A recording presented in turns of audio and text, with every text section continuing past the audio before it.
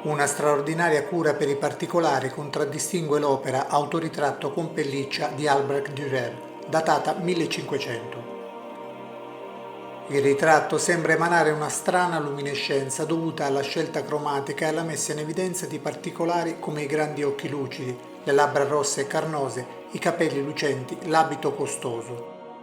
L'artista, consapevole della sua fama e della sua importanza sociale, essendo già molto famoso, si ritrasse con espressione sicura, consapevole del suo stato sociale.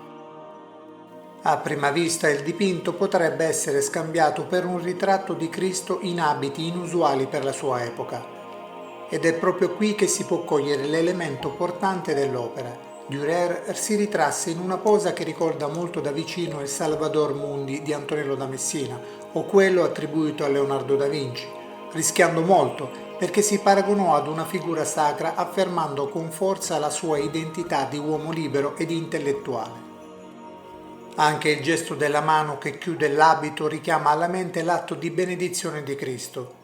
La scelta di Dürer non fu però un atto di arroganza nei confronti della figura di Cristo o della religione cattolica, ma un atto che voleva affermare con decisione il ruolo dell'uomo e la sua libertà di espressione nel mondo e la capacità creativa dell'artista.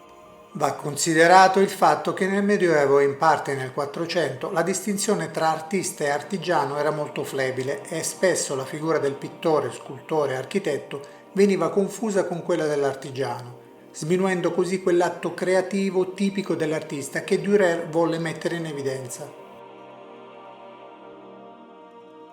Lo sfondo scuro mette in evidenza la luminosità del volto e la sua espressività. I capelli fluenti e ondulati si adagiano sull'abito elegante arricchito da una pelliccia che esalta l'alto stato sociale che l'artista aveva raggiunto. Non essendoci elementi decorativi attorno al soggetto in primo piano, non è possibile stabilire se Dürer eseguì l'autoritratto all'interno o all'esterno. Il dipinto fu realizzato a olio su tavola.